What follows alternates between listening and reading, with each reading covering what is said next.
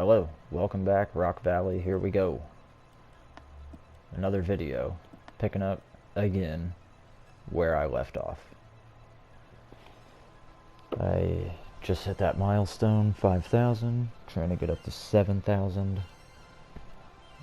We've got high density, just unlocked high density stuff. I think I don't remember what all I got. The main thing is the high density stuff. That's important. So yeah, I want to get this out of the way. The debate is going to start soon. The second and probably final presidential debate. I want to throw in my 2 cents real quick that I kind of think it's a good thing that they're going to mute the mics for 2 reasons. One, I don't think Biden can talk for 2 minutes. I think that's way too much rope, and he will hang himself with it. Especially if he's not cut off and doesn't have something interjected to say, to kind of take up time, you know, and give him something else to talk about. I don't think he can talk for 2 minutes on one subject.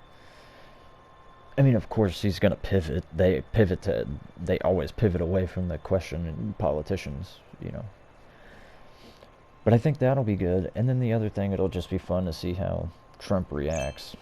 See if they, you know, show if they cut to him or if they'll have a split screen or what they're going to do.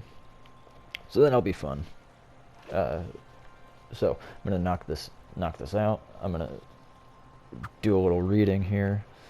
I was talking in one of my previous videos, maybe it was the last one, maybe the one before, about Crime and Punishment and how, okay, it's a book from 1866, so over, you know, 150 years old, and they're talking, I mean, it's the same stuff that we're talking about now, pretty much it's the exact same thing. I mean, but it makes sense because shortly before this is when Marx and Engels and, you know, Ferrer, I believe, did most of their work. You know, so it was starting to get around this time. So it makes sense that it was a pretty hotly contested subject at the time. I'm just going to read this little part here. This is Razumihin, however you pronounce it, speaking with the main character, Raskolnikov, and the detective, Porfiry Petrovich. And Razumihin is Raskolnikov's friend, best friend, I guess. He just kind of interjects himself as the best friend, and it's never really, Raskolnikov never really refutes it, but at the same time, he seems to be kind of emotionless through the, at least up to this point. So, here we go. They're talking about how crime is a product of the environment. And, okay, this is where it starts. It started with the views of the socialist. Their views are well known. Crime is a protest against the abnormality of the social setup. That alone and nothing more, no other causes are admitted, but nothing. Now that is a lie, cried Porfiry Petrovich. He was growing visibly animated and laughing all the while, looking at Razumihin, which fired him up all the more. Nothing is admitted, Razumihin interrupted hotly. I'm not lying. I'll show you their books. With them, one is always a victim of the environment and nothing else, their favorite phrase. Hence, directly that if society itself is normally set up, all crimes will at once disappear because there will be no reason for protesting and everyone will instantly become righteous. Nature isn't taken into account. Nature is driven out. Nature is not supposed to be. With them, it's not mankind developing all along in a historical living way that will finally turn it by itself into a normal society, but, on the contrary, a social system coming out of some mathematical head that will once organize the whole of mankind and instantly make it righteous and sinless, sooner than any living process, without any historical and living way. That's why they have such an instinctive dislike of history. There's nothing in it but outrage and stupidity, and everything is explained by stupidity alone. That's why they so dislike the living process of life. There's no need for the living soul. The living soul will demand life. The living soul won't listen to mechanics. The living soul is suspicious. The living soul is retrograde. While here, though there may be a whiff of carrion, it may all well be made of rubber. Still, it's not alive. Still, it has no will. Still, it's slavish. It won't rebel. And it turns out, in the end, that they've reduced everything to mere brickwork in the layout of corridors and rooms and a phalanstery. The phalanstery may be all ready, but your nature isn't ready for the phalanstery. I'll read that again. One more time.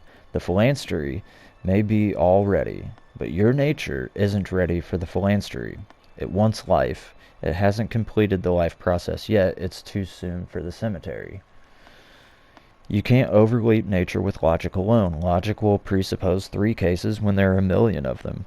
Cut away the whole million and reduce everything to the one question of comfort, the easiest solution to the problem. Enticingly clear, and there's no need to think. Above all, there's no need to think. The whole of life's mystery can fit on 2 printed pages. He's broken loose again, drumming away. You've got to get a hold of him by both arms, Porfiry laughed. Imagine, he turned to Raskolnikov. It was the same yesterday evening, with 6 voices in one room, and with preliminary punch drinking besides. Can you picture that? No, brother, you're lying. Environment means a great deal in crime. I can confirm that. I know it means a great deal, but tell me this. A 40-year-old man dishonors a girl of 10. Was it the environment that made him do it? Well, strictly speaking, perhaps it is the environment, Porfiry observed, with surprising solemnity. The crime against the girl may very well be explained by the environment. Razumihin all but flew into a rage. And if you like, I can deduce for you right now, he bellowed, that you have white eyelashes solely because Ivan the Great is 250 feet high, and I can deduce it clearly, precisely, progressively, and even with a liberal tinge. I can. Want to bet? And he accepts. The detective accepts. But then they just kind of end it there. He doesn't actually end up doing that. As you can see, it's the same thing that's happening now. That if we just set everything up right, if you get rid of all. Someone was arguing with someone one time and discussing whatever, and he, crime is caused by socioeconomic proximity, was what he said. I don't even know what that means. To me, socioeconomic is kind of a catch-all phrase. Your social life, so that, and then your economic, what's left outside of that. Anyways, and then proximity to what? So anyways, his argument essentially breaks down to: get rid of poverty, you get rid of crime. And then it's, what about the 40-year-old man who dishonors a girl of 10? What about the environment makes a man do that? And nature isn't taken into account. Alright. You know the deal. Like, subscribe, share, comment.